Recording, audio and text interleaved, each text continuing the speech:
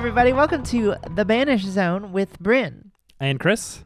And it is a show about flesh and blood. Mm-hmm. I fucked it up again. I still am not entirely sure how this opening of the show is going to go. So thank you for being here. We're keeping that one. Okay, cool. We're keeping that. All right, cool. That's saying Team, where are we and what are we doing? Well, the thing about the opening is that we don't really have an opening. I say hello, welcome to Banish Zone. Yeah. What I should have said is, hello, welcome to Banish Zone, the show about flesh and blood with Bryn, and then you say Chris. Yeah. But now we have an outro.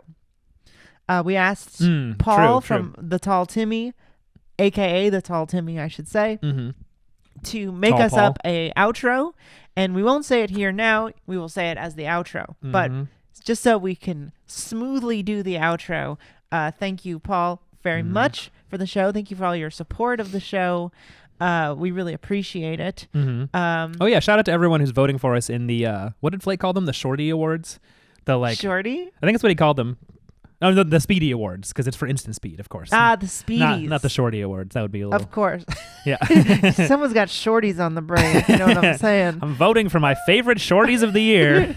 All right. He's not doing that, folks. Flake would never do such a thing. He would never. He's an upstanding man. Absolutely. But he's doing an awards show about flesh and blood content creators. We are 6 episodes in. I don't think we deserve to win anything quite yet. But if you do like the show, please... Hey, by all means, go ahead and vote. Go ahead and vote for us. If you want to exchange in a little quid pro quo, we vote for you if you vote for us.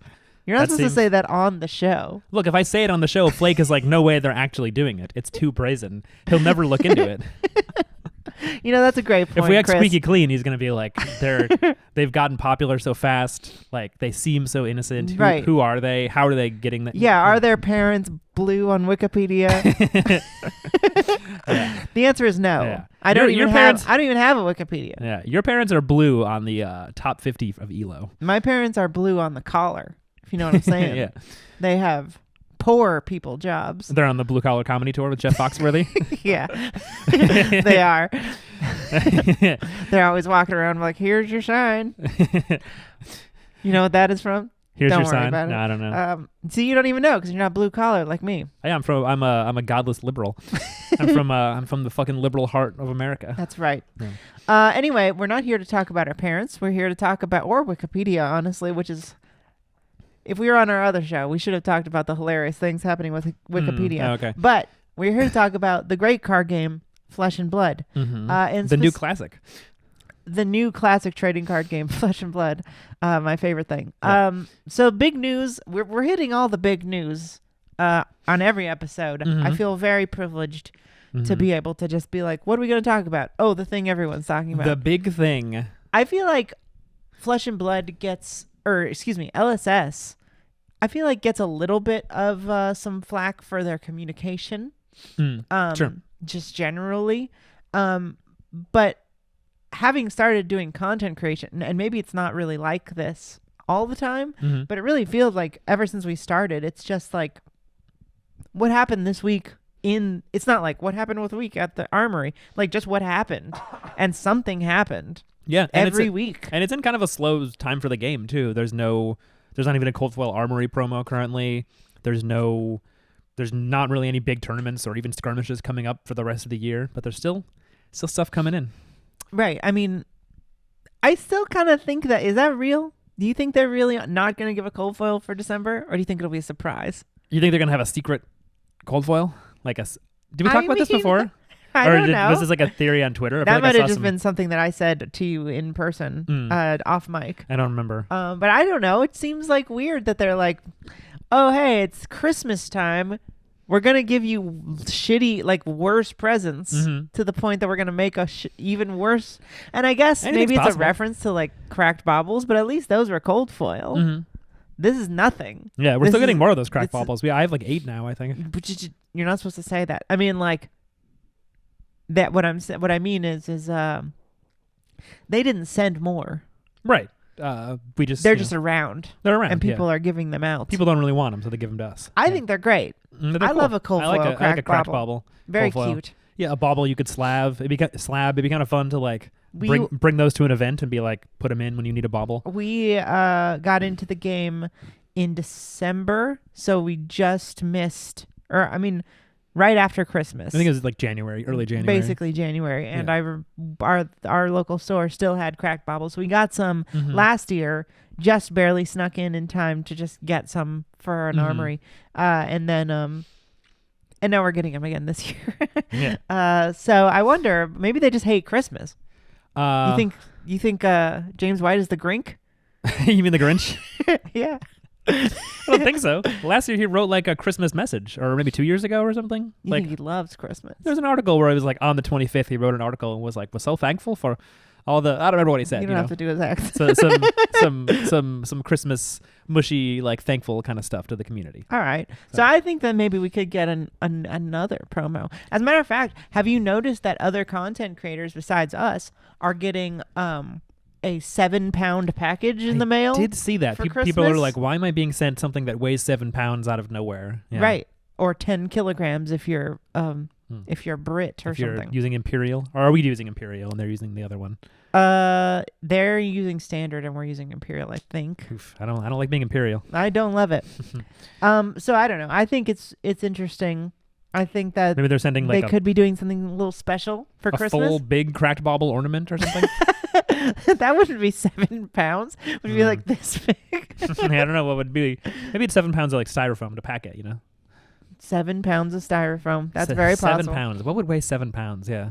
Isn't that a Will Smith movie? 7 pounds? Yeah. Yeah. What weighs 7 pounds in that movie? I have no idea. I never saw it. His soul or something? I think it's his liver or something. It doesn't matter.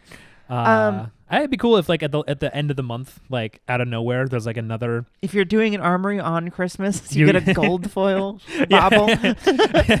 Look, mate, we know you are feeling pretty lonely. You're LGS owner, also lonely. We thought you'd hook you guys up with a couple gold foil extended art baubles. Can only get them on Christmas. That would be great. I mean, we're not going anywhere for Christmas, so we would get them. Eric, give us the better special open the present. Store. So the big news this week is something that a lot of people were looking forward to, really hoping was going to come out, and that is an organized play article. It is simply titled OP 2023. People were foaming at the mouth. They wanted to know when's a Pro Tour, when's a calling, when is anything, when's a Nationals, when's a. And here's the thing, we've talked a lot about this. I didn't know people had a problem like until very recently. Some other content creators, actually quite a few content creators, podcasters, were like complaining quite often about, we need this information now, we need to book our traveling. And my feeling has been, as a player who is not competitive, like I'm not trying to make this my job. Sure. I do like going to pro tours, and I like going to any event. We went to the world premiere, we went to the Pro Tour 1 in Jersey. That was in our backyard. We drove, we drove with a friend there.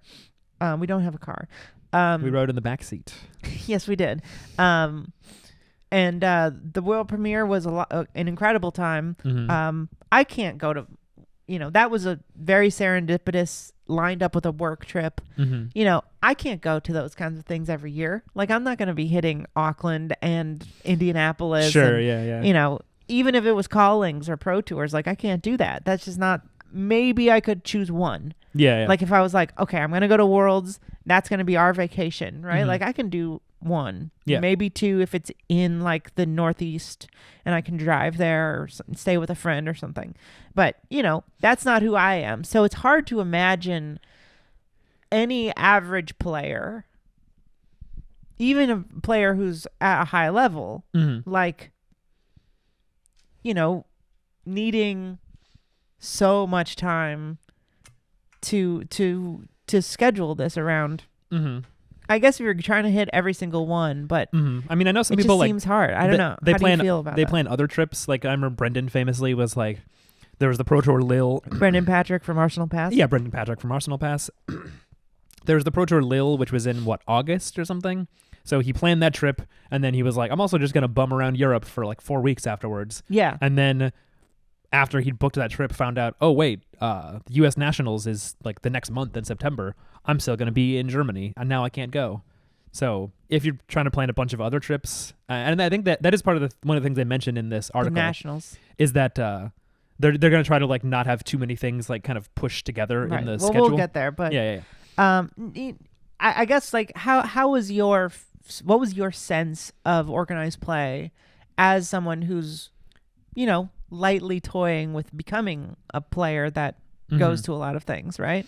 Yeah, I mean, 2022 they were still like did you think there was problems that needed work? Like, what would you think? You were like, I hope they fix this. I mean, there were issues we had with the events themselves. There were one of the only things not mentioned or not like explicitly dealt with in this article. It's hinted at, but I think he didn't want to get explicit and like make anyone specific feel bad. I think it's actually the solutions for that kind of stuff is going to come maybe later, and also hopefully speak for themselves like as they get better. It's not the kind of thing that you fix by being like, we're sorry Worlds was in a tent with no bathrooms. It's just like you don't book that venue again, or you don't keep that person. I think we've heard that person doesn't work at LSS anymore, right? Like whoever was responsible, something along those lines. That's other people on podcasts say that stuff, and sure. Yeah. I absolutely don't have any inside information. I've heard that it's been a snafu and that I wasn't even at Worlds, so I don't know, but I So besides the quality of the events, I don't know. It felt like quite a bit of time to between or in announcements. There's definitely times it's weird. Like it happened at the last ProQuest season 2 that they announced here is when ProQuests are happening. They cost this much money. If you win, you get to go to the Pro Tour. When they're available to be signed up for, you don't know where that Pro Tour is. So they're saying go to a tournament that costs $40 and you might not win anything. You almost certainly won't win the invitation because there's one. Right. Not almost certainly, but it's pretty unlikely. You have to beat everyone in your local scene who's really good. The chances are low. Yeah. Yeah, and then you're supposed to do all that. If you only go to one, though, some people were grinding 5, 6. Grind a lot, yeah. So I can see why that's an issue, because it's if somebody is well, I'm gonna grind really hard for a ProQuest season when I know I can go to the ProQuest to the Pro Tour, versus if I don't even know if I'll be able to use this invitation that I get. Because I don't know when the event is or where it is. That one I understand, especially when it's a PTI that only works on one thing. Right. And it's maybe I'm going to go, and Pro Tours aren't even guaranteed. It's not even guaranteed to be in your country. Yeah. Probably won't be. Yeah, we played at one that was for Lille. I mean, not that either of us did well enough to be I'll be so worried if I win this. We went to a ProQuest? Yeah, at I don't remember. Action City. Oh yeah. It was the first time you played. I always confuse that with the Road to Nats. Sure, they're pretty similar. It was the first time you played CC Kano, I think. One of the first times. It was because it was right after the first Pro Tour. I thought the Road to Nats was. Oh, you're right. You didn't play any Road to Nats. The Action City one was a draft. What was the one at the last place on Earth? That was the ProQuest. Oh, okay. Yeah. Well, anyway, so let's get into what is actually announced here. Let's hear about it. I got I love the way James White writes. Yeah, he has a nice touch. He gives you a little bit of prose here. Yeah, he's a little poetic with it.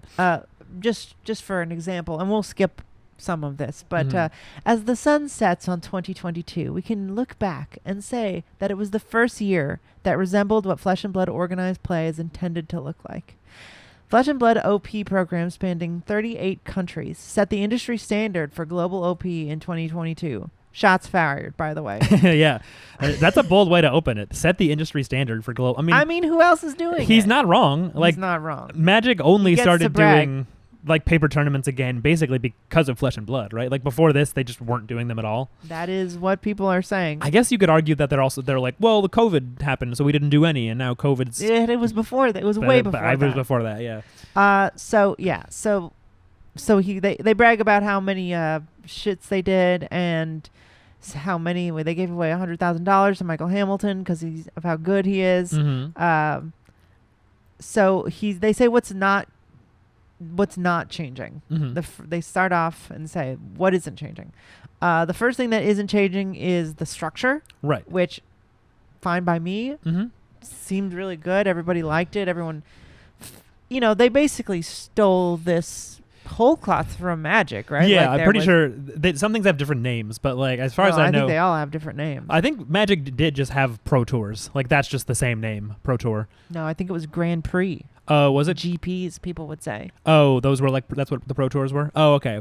I thought they also had Pro Tours. No, I could be wrong.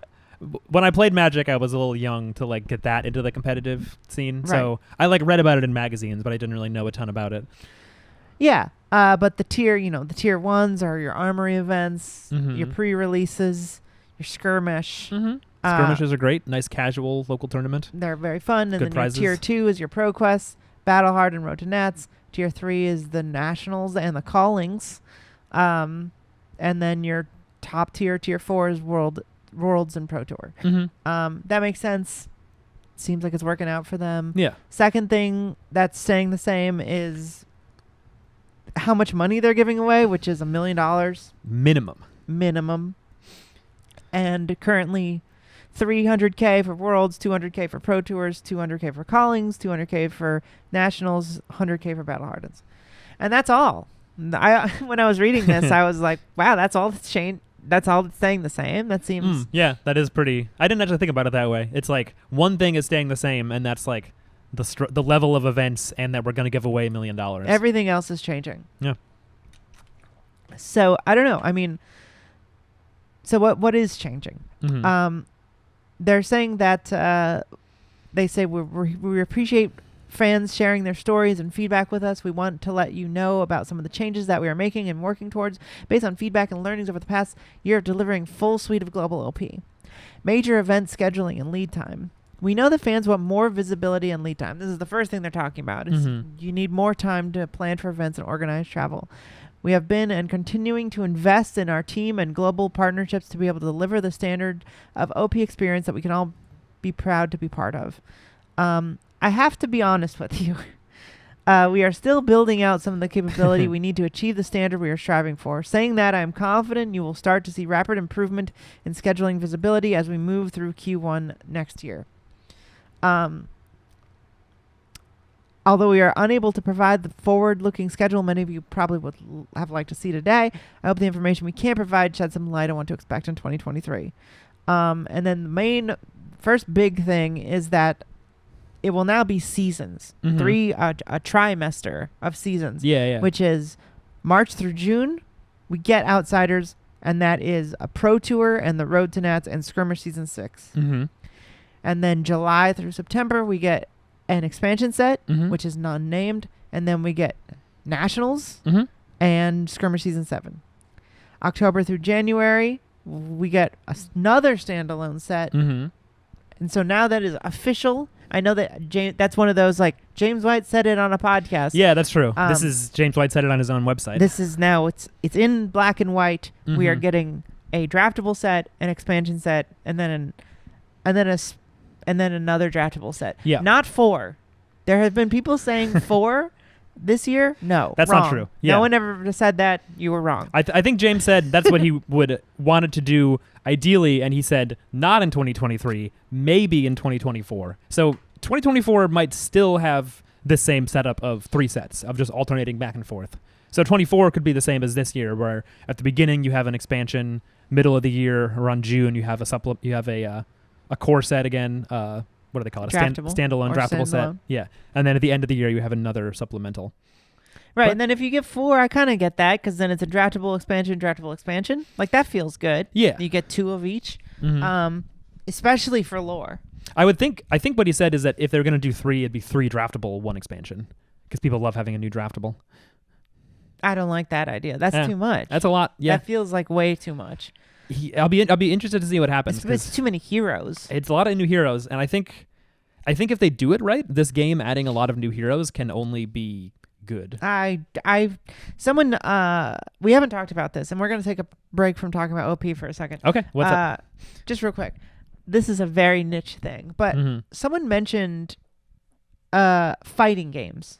Okay.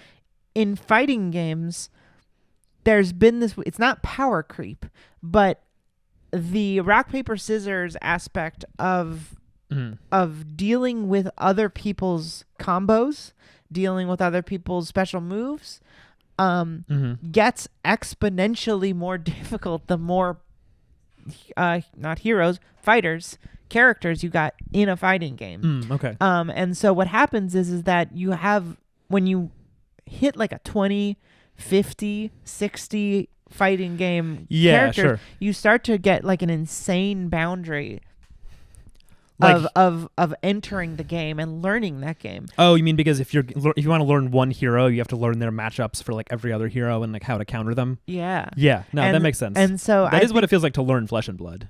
Well, sure, but the thing about it is now is like people's local metas are very different than the national meta now. Yeah. And even though we only have, what is it, like 15, 13 adult heroes? How many different heroes are there that are adult? It's really hard to keep in my head. I know. I can never keep track. I think it's about 22 total, and I think 13 adult.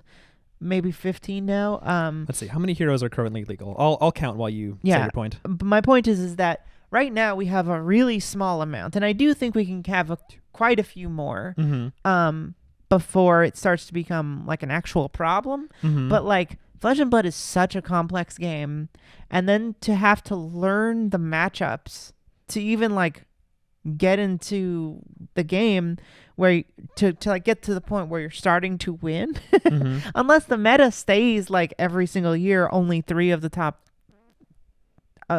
heroes you're actually fighting against. I think it's going to be way too much. I think I count 17. It's like 16 or 17 currently. I do agree with that point. And there's an interesting. It's just a weird balance, right? And it's like you have to. The thing is that people will Living Legend, and they have to plan for that too. We are already 2 down or 3 down, and right, Chain, Prism, and Sarvo. Yeah. 3. So we're already 3 down. So 3 more, you keep a balance. That's sort of funny because that's basically like the Pro Tour 1 meta was Chain, Prism, Starvo, and they're all gone. They're all gone. I wonder why. And I get that. I don't think characters are going to Living Legend faster than you put out heroes if you put 3 sets out a year. Yeah, if you put out 3, especially because there's rumors. Or you're just like counting on power creep. There's unfounded rumors that Outsiders will have 4 heroes. So it's like if we have 2 standalone sets next year. I keep getting the name wrong. I'm sorry. That's 8 more. It could be 8 more heroes. 7 minimum. Yeah. So to that point, there's an interesting episode. I had a fun idea about what if there was a standalone set that was only 2 heroes, but they had 4 talents. Ooh. Like each hero has 2 different talents? Like you can only there's only. Oh yeah, it was like you could flip it, right? You could be the light or the dark version of that hero. Something like that, like or whatever. Like there's like. Yeah. It would be like 4 heroes, but there's only 2 characters. Right. Like so they could have specializations that go in either deck. But yeah, that's a fun idea. And then it would be like sort of like mirrors all the time, but the archetypes would be so vastly different and the cards would be so vastly different. And we were talking about this because you would be able to have, it would simplify draft to where you could, or not simplify it, but it would open up draft. So you could take 2 talents before you just and use both of them in each hero. You could take a specialization or like a class card for one of the heroes, and you're like, okay. You'd have generics and a whole class and talent. Yeah, even if there were no generics, if it was like say it was like a warrior and a illusionist or something, and then there's a light warrior, shadow warrior, light illusionist, shadow illusionist or something. You can like take a warrior card, and then it's like, okay, this means I can take any other warrior card or a generic or any shadow or light card. Right. And then once you've taken a shadow card, you're like, okay, I'm kind of locking myself into this. But you could always pivot back to the other. Right. That'd be kind of cool. There's a lot of interesting space in there where you could, because I was thinking about how in Magic, you could just pick any color. Yeah. And if you get a crazy card in white, you could be like, oh, my black deck has like a few planes. Right. And you'd be like, maybe I'll take a couple red lands or whatever. I don't know, whatever. Yeah. I'm just saying, like. Yeah, it might get clunky, but it's like you still can do it. But you can never play an Icelander card in a Phi deck. Yeah, you're just not allowed. So if you open it up to like, you've got a hero that has 2 different talents, and you can play both of them in a certain way, it might make drafting a little more fun because you can take anything and then start making weird stuff. But then you'd also limit how many heroes are in it by making it only 2. I don't know. Interesting stuff in that space. Yeah. Not what we were talking about. Oh yeah. Well, I just wanted to say about your point about like if there's too many heroes, then the game gets too complicated. I don't know if you remember this episode. I think it was like right after Pro Tour Lille, Attack for 20 did an episode where they're talking about like a lot of stuff about like where the game was at, and they were saying that like it would be cool if there could be more heroes in the game, but a lot of those heroes fit kind of into existing archetypes or like play styles.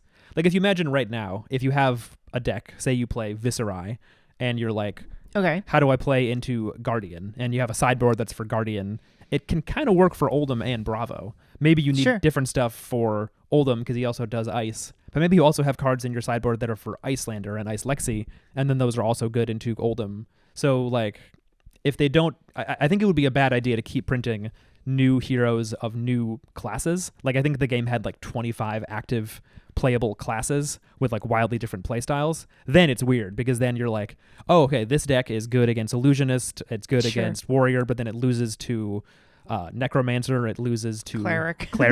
Yeah, and then suddenly it feels like the rock, complicated. paper, scissors. And then you have this insane deck building problem where you're like trying to sideboard against 20 to 50 heroes or whatever. Yeah. And it's like, well, you just can't. Yeah. But I agree with Yanji or whatever, where it's like, it is cool to be like, okay, there's 5, 6 major archetypes and you're teching against those. Yeah. And then the play styles feel different for the player, but not necessarily what you're trying to fight against. Like if there's 6 different aggro decks, you could be like, okay, well, Sink Below and Ice and stuff is good against any aggro deck to varying degrees, and maybe certain ones will become the best deck. Right. It's interesting because what you're describing is like a thing that people sometimes not complain, but like everyone says, well, this meta is very open compared to like older metas that were less so. For sure. And I think sometimes people just like having a deck that's like Starvo or Chain, where it's like, wow, this deck has no bad matchups. I want to play it. People are sort of like, I think I've heard a lot of different people express that. Of course they do. They want to win. Yeah, that they're like, it's hard to pick a deck because it feels like every deck sucks. Because it's like any deck you pick up, you're like, ooh, I'll play Dromai. Oh, wait. Phi, that's a really bad matchup. Icelander. Oh wait, Dromai, that's a bad matchup. Man, the more I get into this card game, the more I just feel like card game players are friggin' fucking babies. They love to complain about whatever. Complain. I mean, it's like you walk a razor's edge because it's a fun game, guys. You gotta chill. You can't have a deck that beats everybody. That's not how games work. If everyone had the deck that beats everybody, then you're just playing mirror matches. Then you're just playing a Starvo mirror every time. Yeah, and then everyone fucking complains about that. Yeah. Like, literally, it was so weird getting into this game basically at the pinnacle of Starvo, because I was like, we got into the game, and then the month after, Starvo comes out. Right, Everfest came out, but at the time, we did not know anything about the CC meta, I would say. Like, basically nothing. No, not at all. I remember everyone was mad, and everyone thought it was like the end of the world, and everyone thought the game was trash now because they printed a hero that was way overtuned and no one could beat it. And I was like, that seems cool. And everyone was like, shut up, idiot. And I was like, I mean, it's like a weird, fun, like final boss, like a big thing that everyone's fighting against. And people were like, that's not how games work, you dumb bitch. And I was like, okay, fine. and name names. But now you're right. It's like now you have this really open meta where you can play anything you want. Everyone has. It's not that crazy, but it does feel like everything has a pretty good chance. And you're just like, oh, now, well, Kano has a really bad matchup in Dromai, but is really good. Dash has really good matchups, but like is bad into who is it? Who's Dash really bad into? It depends how you build her. The thing about Dash is you can build her different ways, but Icelander is extremely tough to play at all, but is like very, very good. Yeah, I think it's like there's no deck that doesn't have a bad matchup. Like however you build your 80 cards, like someone that you can expect to see at a tournament will be a kind of bad matchup for you. Right. And that's good. That's how the game's supposed to work, I thought. That's what everyone told me last time when Starvo was taking over the meta, but now people are like, I don't like this either. It's like you just What do you like then? Yeah, and it's like, think about the reactions to Everfest and Dynasty. Everfest, it's like, wow, they printed really crazy strong cards for Guardian and Runeblade. And then Dynasty, it's like, hey, these cards aren't extremely strong and playable. What gives? Why do I buy this? Yeah, what do you want, man? I don't. It's either power creep or it's like bullshit. And then like this is why card games get power creep, because it's like a lot of the players are kind of fickle and they're like, well, why do I buy the new cards if they don't do anything? Yes, this is the weekly. If you're at LSS, please hear me. Don't listen to these people. They're fucking freaks. They only want immediate dopamine hits all of the time. You're making a very, very balanced, good card game that's designed to last. It's delicious. It will last. The people who enjoy that will stick around. I mean, those people just get their dopamine hits hunting for emperors, where they're like, man, this set sure sucks to open. Well, let's go for case 7. Gonna finish my collection, but man, it's not fun to open. I'm already sick of it. Yeah. Yeah. It's no fun to open in such small portions.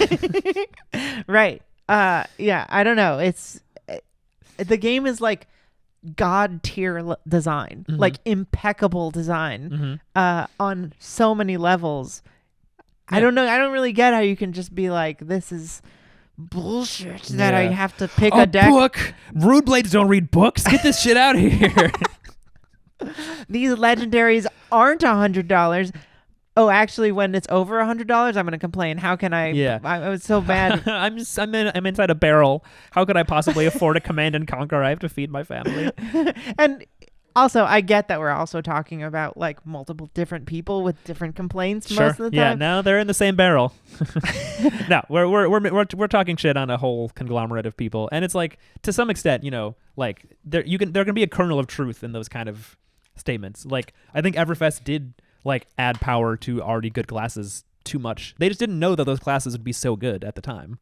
Like, I don't think. I think they had designed that set, and they didn't necessarily know. I love Everfest. Everfest is cool. Fucking rocks. Has a lot of great cards. Has a lot of very like great hits, beautiful art, awesome cards, Wild Ride rules, brew cards off the charts, Viscerai cards off the charts. The set's out of control, man. It rules. I mean, the thing about Everfest is it's like the cards that went in the best decks, like Viscerai and Oldhim, but then Starvo and Prism were like, those were insane because the deck was already good, and it's like, oh, now you can also play the Ice Shield. You can play Shimmers of Silver. Yeah. But, you know, Ranger got Rain Razors. Lexi got a card that can be a 0 for 6 I hate sometimes. That card. That card's crazy. It's an instant. All your arrows get +2. Yeah. It's crazy value. It just was Lexi wasn't a top tier deck, but made her better. So I feel like a lot of decks get stuff like that, and that's happening in Dynasty too. Like Kano got a little better, Warrior got a little better. Well, Wizard got weird stuff, and people are still figuring out if it's like, is Kano the best deck now, or Brainstorm does Kano. he suck now? Nobody knows. Yeah. I feel like Kano is. I hope this is how it is, that he's always like simultaneously like kind of bad because he's just like weak and really hard to play because he has 30 life, so people don't play him much, but also the hardcore Kano heads like Arsenal Pass or Alexander Vor can show up to a tournament and top 8, or Bryn. Bryn's a hardcore Kano. I'm gonna try. She keeps bringing Kano even with Dromai around. I'm going to try. I think that's the ideal. Like, I think if Kano, I feel like there's certain decks that if they were like actually the best deck, like the top meta choice, the game would suffer. It would be bad. For sure. Yeah. Let's get back to the OP stuff. Let's talk about a little OP. We're barely halfway through this article. Well, it's not our fault they made the game so good. That's very true. It is not our fault that they made the game so good. So there are 3 seasons, a trimester of stuff.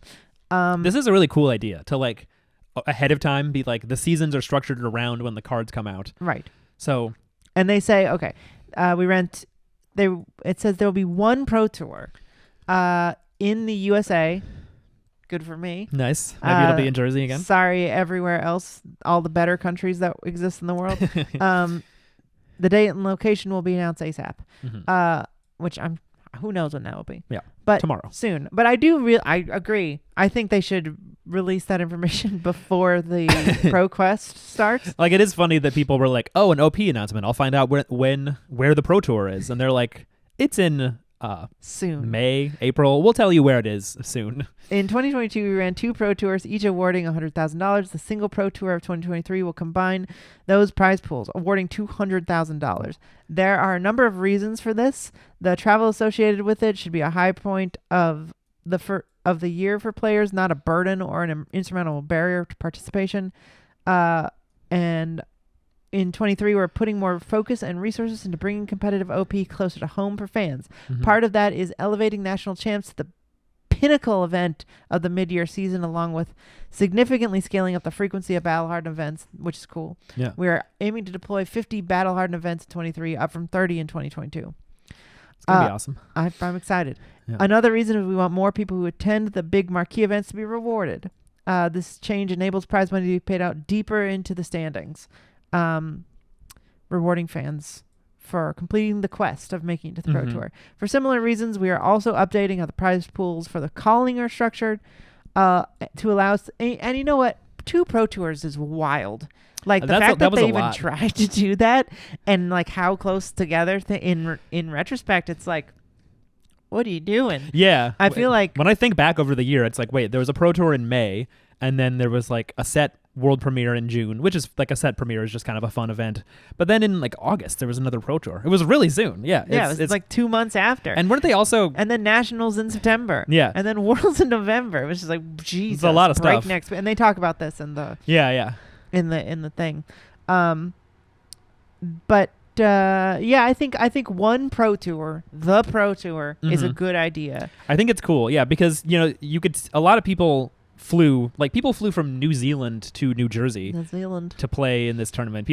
Pablo Pintor flew from Spain to New Jersey. Like people made Polish people were there. They won in the calling. Cross country trips. So yeah, just the idea of like take that event and then double the amount of money that's given out at it. Because then you have a lot more people who, even if they don't win anything else or they don't really place that highly, if they like break even on their travel, like if they make a couple $1,000 or something, then that's really cool. And then that means more people can come back. Plus they got a cool mat and got to say they did it. And, cool like stuff. Yeah, it's like the idea of breaking even, doing something this fun is very enticing, I think. Like you get a lot of cool stuff, you get stories, you get experience. That's the thing. That James White said, play Flesh and Blood, see the world. That's what they're trying to do. Also, very cool.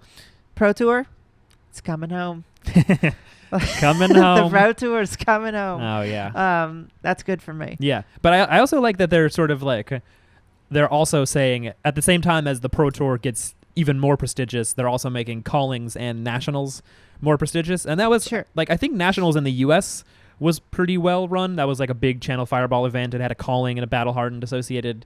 But we definitely heard from people in like Australia and Canada and I think other places that their nationals was pretty rinky dink, like sort of like I think in Australia like there was not room to fit a mat on the table. Like you were elbow to elbow with people. It was it was slow. There wasn't very good prize support for side events. I heard it was sucky. Yeah. Sort of, not to take away from anyone who played in those events and won at those events. I'm sure it was awesome. Still nationals. Yeah, it's nationals. But the idea of making nationals better, maybe like they're going to increase the cash prizing at nationals, like that you get paid out, goes deeper. Because I think it was top 64 or something at U.S. nationals? Something like that. Like maybe it's going to go deeper to like 128 or something. You get some money. Yeah, they don't actually say that part. It says another reason... for similar reasons, we're also updating how the prize pool for callings are structured to allow us to bring callings to regions with smaller player communities and where Flesh and Blood is just beginning to find its footing, while simultaneously getting prizing deeper into the standings at our largest events. In 23, there will be 3 tiers of calling prize pools based on the estimated number of players for that specific event. This is an interesting idea, too. Yeah. Where it's if there's under 300 people, it's 10K. If it's 300 to 600, it's 20K, and if there's more than 600 people at your calling, you get, there's 30K. I guess looking at it, it's basically like for every 300 people, it's 10 grand because you add another 300, you add 10 grand. Yeah, that's cool. What does that divide up to? If you're like take $10,000 and divide it by 300, not that you win the money like this. No, they don't do that. So that's $30. They're like $30 for everyone who. That, like, when you think about it, almost is like the entry fee for a calling. Callings are like $50. $50, plus you get like mats and stuff. So Time to prepare after a release. We heard that players sometimes felt there wasn't enough time to prepare between the release of a new booster set and the start of seasonal programs like Skirmish, ProQuest, Road to Nats. As much as possible in 2023, there will be a 2-week window between the release of a new set and the start of seasonal programs, so you have more time to acquire new cards, play test, and tune your decks. Cool. And look, that's cool. 2 weeks doesn't seem very long. It's not a long time. I'm actually not sure what this is in relation to. Like, what events was it? I don't remember. Because I thought everything was after. Like, yeah. like it felt like Dynasty was supposed to come out before Worlds, but it didn't. It didn't. Uprising was supposed to come out before. I guess Uprising came out before Lil. No, it didn't. Yeah, I think it did, because Lil had Uprising Draft. Because Uprising came out in the U.S. Was it August? Oh, it was supposed to come out was it July 1st or was it the end of July? I don't remember now. I think it was supposed to come out July 1st. It came out August 1st here. It was August 1st? Uh-huh. Okay. That sounds right. It's wild that Briar won? Yeah. Against Fies? People weren't playing Fies much at that tournament, I don't think. And Icelanders? Prism. Icelander had a horrible basically auto loss into Prism, so I think it was less common. So I don't know if people were playing her as much. People also hadn't figured out the attack variant, because like Michael Hamilton was still playing Oldham, and I think he got like 10th place at that calling. Like, he was in his last round had a win and it was against Prism, so he lost because he was playing Oldham. Interesting. Yeah, Prism changed the meta completely when she left. Good thing she left. Yeah. I don't miss her, I have to say. OP Sorry to Prism overload. heads. You will get a light illusionist soon, I'm sure. Sure. We heard during the back end of 2022 that Fab seasonal program frequencies was becoming relentless, which I just decided I agree with. Okay. We think, like we said, it was just like every 2 months. There was a lot of stuff happening at the same time, yeah. We think it's important to have access to regular OP, and we want players to look forward to playing in the special events and programs. To address the issue of OP overload, 2023 seasonal programs like Skirmish, ProQuest, and Road to Nats will run for 3 weeks instead of 4, and open up more downtime between programs. And look, I feel like there's probably some people who are like, well, that gives me less time to grind, but it's like, okay. You don't. Yeah, this one is. You don't get a whole nother week to like play every road. It's like, okay. This one's interesting because it's like, I'm sure for some people they're sort of like, well, if I'm busy for a couple of weeks in a month, but then ProQuest or the whole month, I can like find a weekend where there is one. Or if there's like a lot of stores that can have ones, they can distribute them better. Or I don't know. I think I get what they're going for. I'm not quite sure that. Like, I feel like this one was just solved by, like, don't go to every ProQuest if you don't want to. But I guess we're dealing with people with poor impulse control because they're addicted to cardboard. So you have to help them out amongst sometimes. Us, by the way. Yeah, I mean, come on. But, this is also really only a problem in New York and probably some bigger cities that have multiple card game shops. Sure. But if you're in Wyoming or whatever, like I'm sure you're driving 2 hours to the one anyway, so it doesn't really affect you. Yeah. So I was just listening to Fresh and Buds. Shout out to Tommy Fresh. Shout out to Mr. Freshness. And Josh Lau was the guest, and he was talking about when he first got into Flesh and Blood, he lived in Hong Kong, and he said if you lived in Hong Kong, you could go to like 8 or 9 armories a week if you wanted to, because you could just take the train. Or some, I assume take the train to wherever, and there's like one every week, and then multiple on the weekend. Yeah. So you can just go to wherever, as many as you want. What a beautiful life. Yeah. I should go there sometime. I'd like to visit the Chinese. Yeah. Check it out. We heard. Let's see. So they say they're going to address the issue. Okay. Additionally, we heard the feedback about the tight timeline between Pro Tour Lille National Championships and Worlds, and how much pressure this put on player schedules. And you'll see them better spread out in 2023. And we've already covered that. Yeah. It's going to be March to June, July to September, October to January. Is the PT, one Pro Tour, one national, or the nationals, and you can only play in one, right? That's how it works? Yeah. You can only play in one. You have to choose one. You have to choose one. Yeah. Tarek didn't get to play in the U.S. and Canada and double dip. R.I.P. Yeah. And then Worlds in October. Mm-hmm. Well, whatever. October to January. So it'll probably be in the middle there, November, something like that. Yeah. This is going to be cool, I think. That's a great way to do it. Just like big 3 tent poles throughout the year in each season. Not going too crazy. Because it did feel like pretty much... Because there was first Pro Tour in May, which is before the summer, or right before the summer. Yeah. And then it felt like a bit of a while. Like Pro Tour 2 was what? Late August? Yeah. There was like a team calling at the world premiere in Vegas. Right. I was like that was really cool. That was a cool idea, yeah.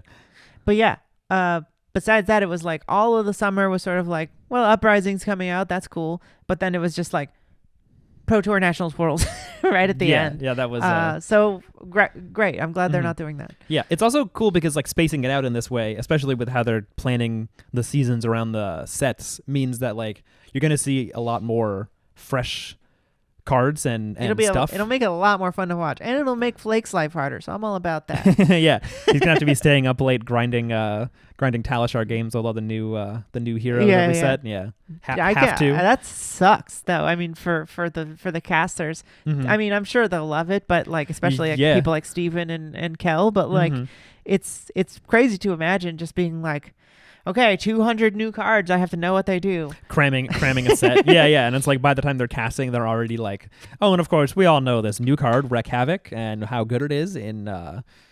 Why is it not Reek? I don't know. They love their puns Reek and stuff, Havoc, though. Right? Like, there's Reek of Corruption and that... or no, not Reek. That's normal. Stinky. No, I'm thinking of Meet and Greet. Like, I think it's probably something like that. Meet and Greet. One of their weird, like, play-on-word puns kind of thing. I love their puns. Probably the least favorite thing about Flesh and Blood. Little much, yeah. In general. Yeah. Wow, the puns. Yeah. Katsu? Really? Okay. You mean because they had the tigers planned all this time? Katsu? No, like cuts you. Oh, that's what that's supposed to mean? Cuts you? Right? I guess it probably is. Yeah, I didn't think about that. They're all like that. Yeah, I mean, I know most of them, but I never... For fire. Sure, fire. Dromai isn't really... Icelander. Right. That's just... She's from the Iceland. Come on now. Yeah. I don't even get what, like, the pun is. It's just spelled weird. Yeah, I don't know. Icelander? That's what they call ice in... There's a couple real goofy ones. Dash. Yeah, Dash is just like dashing around. That's not a person. Yeah. And I mean, unless she would, like, that's not her real name, but she just ran around a lot as a kid, so it's like Bam Margera. Like, just like... Yeah. Her dad was like, stop dashing around. Hey. Say. Yeah. Who knows? I don't know. Whatever. To each their own. I love the game. Yeah, they're fine. I mean, they still end up being cool names, like Dash and Lexi and Bolton. It's like Lexi. I sort of I don't Lexi. I don't think about the pun aspect, and it makes them cool.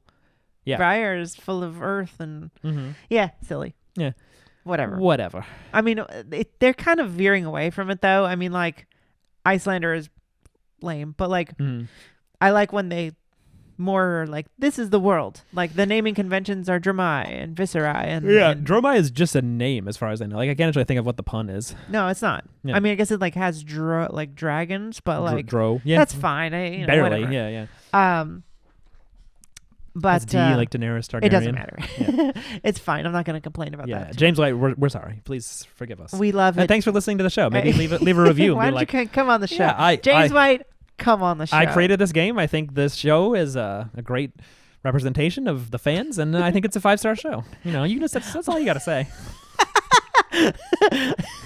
Yeah, just on Apple Podcasts. Go on there, leave a message in your own words, signed with your full name. James White, creator of the new classic card game. Or you could publish it on the FabTCG website if you want. Just like podcast spotlight. Maybe a podcast maybe came across. A spotlight of content creators. Yeah. All right, we got to finish our all right. Major event operations and environment. There are certainly many things to cherish and celebrate from the 2 Pro Tours and World Championship events, and I have to agree. I went to one of those, and it was beautiful, lovely time. And there was also much that we learned and a lot of valid and helpful feedback that fans let us know about. I don't want to go into detail in this article, but to simply say that we care deeply about the quality of your experience at our marquee events, and we are learning, investing, and trying our best to create world-class OP experiences in 2023 and beyond. And that's magnanimous. That's yeah. I some of the like there. I feel for James White here because Pro Tour 1, it's the first one. And while I think Channel Fireball fucking sucks, I'm not a huge fan of how they do things. I have to assume that they were really the ones doing very shady shit, like not telling people about how the tickets work, the daily doubles, selling stuff. It's like, well, you gotta you like this one's daily double, so Steve you Martin don't and the you don't jerk get being to like, well, you got to choose a prize between the piano and the harmonica, and between this airplane, and it's like just skeezy, like stupid shit. That's like charging $20 for Tales of Aria Unlimited not draft. having food. Like the food was like hire a food truck or something. Like you have this whole hall, like I mean, something. like it was a lot nicer when we were in Vegas. Like that convention center had a Starbucks and like other stuff. Yeah, they had like a Kosai or some kind of salad place. But like, I so feel there like was food. But I feel like James White wants it to be really cool. For Like sure. in his mind, it's not just like. He probably is getting talked down about not blowing every cent they have to make it even cooler. Sure. And it seems like maybe he wasn't in complete control of a lot of this stuff. I'm sure it's very hard to organize massive events for people. I worked in film and I worked in production. It's not that hard. Really? Like it can be really fucking annoying. Mm-hmm. But like if you have any experience in it, like it's really just making phone calls and emailing people and like keeping a spreadsheet of what you need. You just mean like booking a space and like setting up that space to like have people in it. You got to have people and money amenities. and time and people in charge of it. Yeah, but I mean LSS is a very small company. Being able to do this, and that's the thing. But it did feel like people like Channel Fireball and maybe even Star City Games, they have the way of doing things, which is we spend the least amount of money possible to rent out a blank, bullshit. We rent convention a huge room, a big concrete wall, and then we put shitty tables on there, and we print out. We have the same plastic numbers. There's no ambience. There's no music. There's no lighting. Yeah, the lighting There's sucks. No anything. Like it's not a show. That's the thing. I think like James White wants them to be kind of a show. Like he talked about like World Wrestling Federation. Yeah, I was all just the thinking time. about that. Like he was like that'd be the dream if like Pro Tours felt like wrestling. Yeah, events. and while I've never been interested in wrestling, I at least get like you want to feel like you're in a battle. You want to see like I want to see like cool wall dressings and like lighting of like you want to have like a medieval fantasy feel to the place you're in. Yeah. That they're a long way from that. But I think just having like bathrooms and food is like not optional. Right. Like I mean, because we're talking about events. Like if you're playing, we both played in the Calling, and it is like a CC event is you sit down at your table at a time. If you're more than, I think the ruling is in the tournament rules and policy is more than 3 or 5 minutes late, you get an IP penalty. So if you're late, you basically lose the game. So you have to be on time. Well, it's hard to come back. It's hard to come back. Sure. You have a disadvantage in the game. So you really have to get there. You have an hour to 5 minutes to sideboard, 55 minutes to play. And then after that, there's like however much time is like, there's like a break in between rounds of 5 minutes. So if you like go to turns, you might like win your game and then have to rush at the next table without time to go to the bathroom. Not much time to eat. You certainly can't leave the hall to get food, so there better be edible food in there. Yeah, I think those things are mandatory. You have to care for the people who have paid you money. And I don't even necessarily blame LSS for this stuff. Yeah. Like I put this squarely on the shoulders of Channel Fireball, and apparently someone who used to work at LSS, that doesn't work there. Whatever, who knows? Whatever, who knows? I'm just thinking this is like sort of difficult to talk about because the stuff that they fucked up and the way they're fixing it is sort of like hitting like lowest common denominator stuff. And I think we're just going to have to trust them that that's going to get fixed. They want to fix it. It's not their fault. And they're not, or at least they're not trying to cut corners, I think is the thing.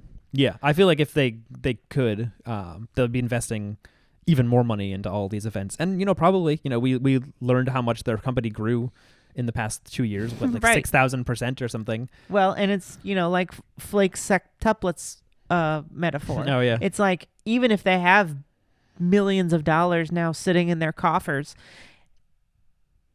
having the expansion to be able to spend that wisely and not even just wisely, but powerfully. Effectively. Yeah, that's true. Yeah, if you don't actually know what you're doing. Pretty tough. I mean, like, yeah, because they have to hire someone who actually is an expert in events if they wanted to do it themselves. But even just doing it on your own, having been in a very slightly similar position in my own life trying to set up a business. Like, even if it's like, okay, you've got enough money, like being one person and trying to set up what you need is a totally different skill. Yeah. Like, even if you've been doing something your whole life, you're not like having a catalog of all the stuff you need and like how to buy it and from what vendors you're supposed to buy it from. You might not even know what you need. Like, it could be that in 2023, like, they'll hire someone to help them set up events and they'll be like, you need this.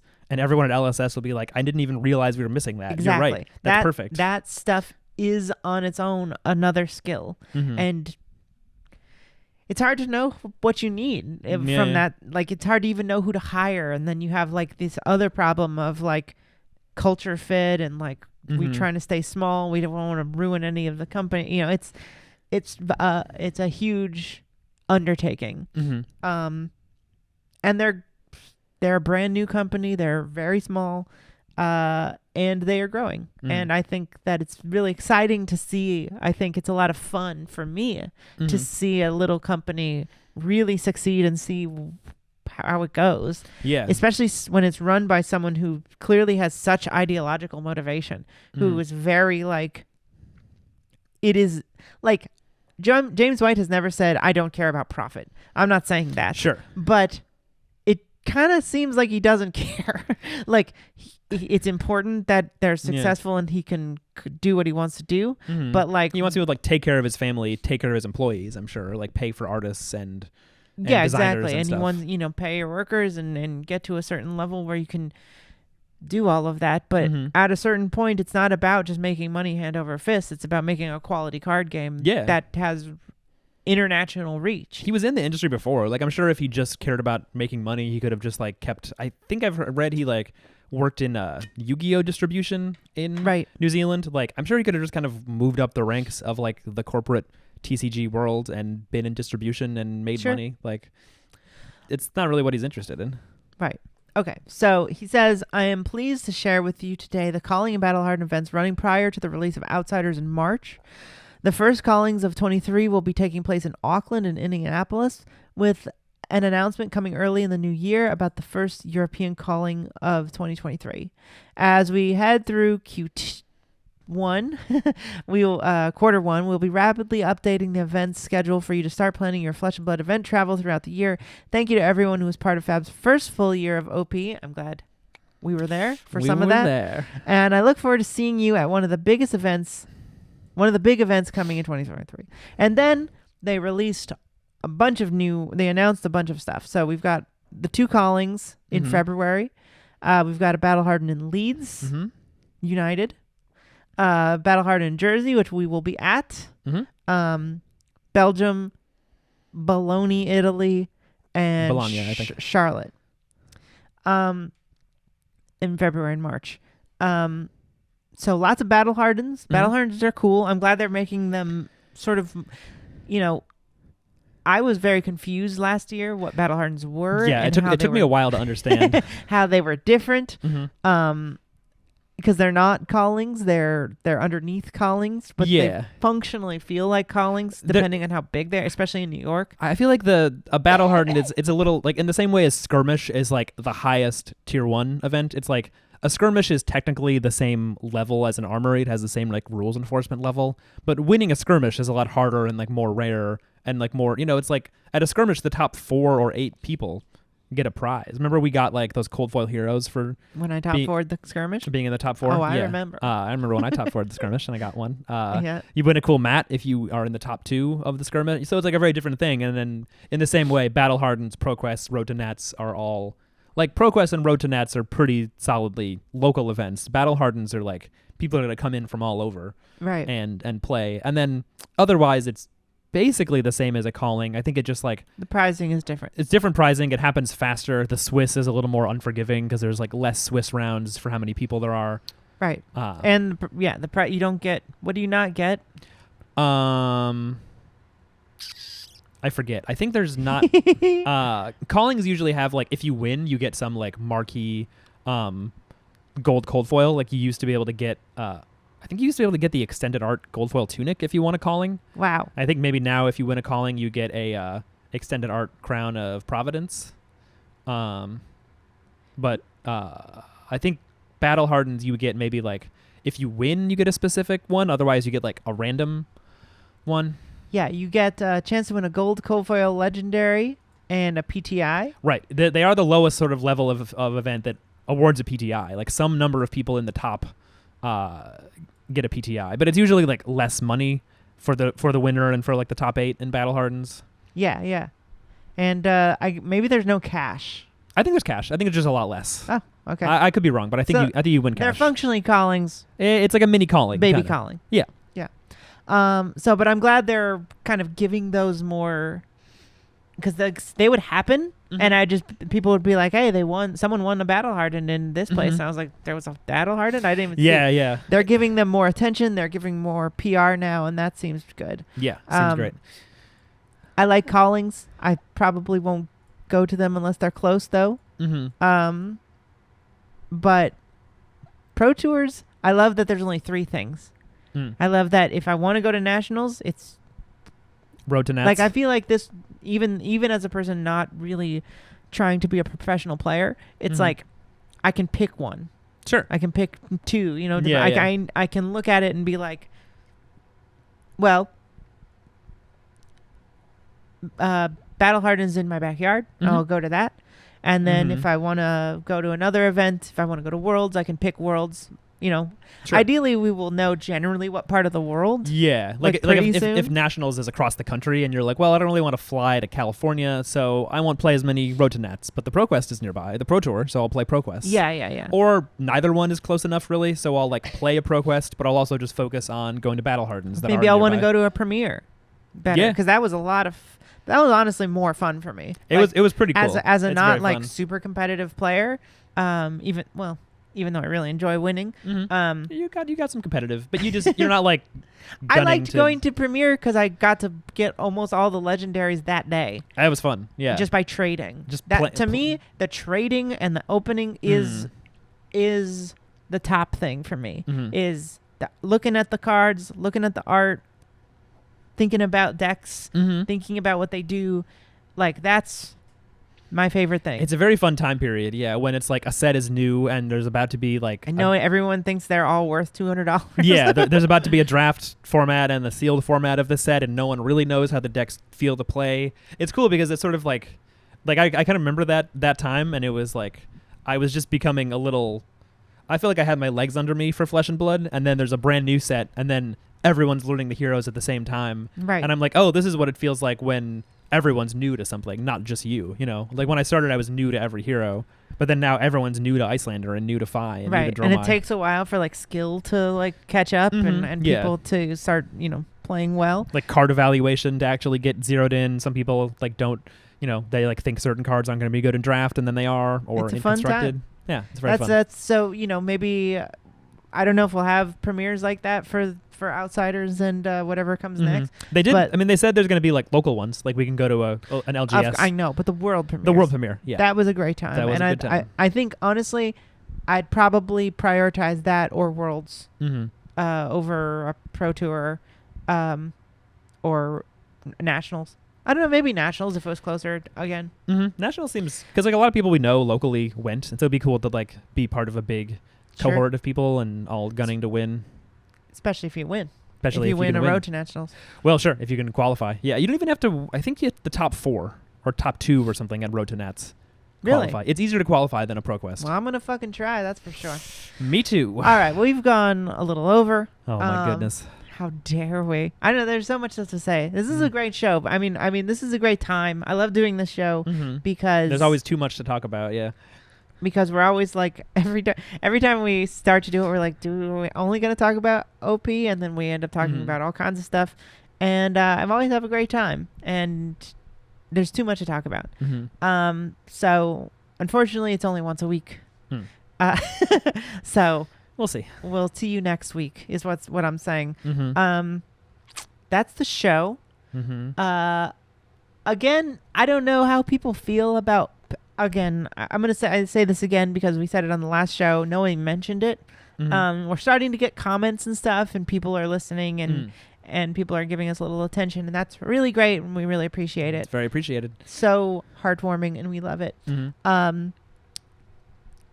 But I don't know how people in this community feel about Patreon or bonus episodes or content, anything like that. Oh, yeah. I know that Arsenal Pass has that, and a couple other people have that. Mm-hmm.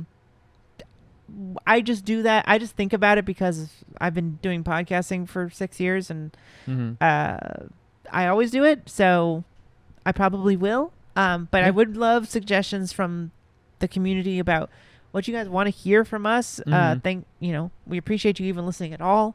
But if you want to hear certain kind of topics, we've been recording very slowly lore content. Oh yeah, we still have that in the backlog. Right, so maybe that would be premium content, hearing us talk about the lore while we're reading the lore book, and get sort of nitty gritty with material analysis about like how this kind of stuff works. Flesh and Blood. Yeah. It is. I do want to like read the rest of the lore. There's we're gonna do it. Know much about. Yeah, we haven't finished. It's a lot of reading and a lot of talking. Yeah, so. this one's easy to do. So maybe that would be a good thing. I don't know. Tell me what you like. Please follow us on Twitter. I am at Banish Zone. Chris is at Blue Plunder Run. Yeah. Is there anything else we need to say or plug? Just say the sign off. All right. Listen to my other show, Generation Lost. Listen to my other show, Close to Me, if you like to talk about music.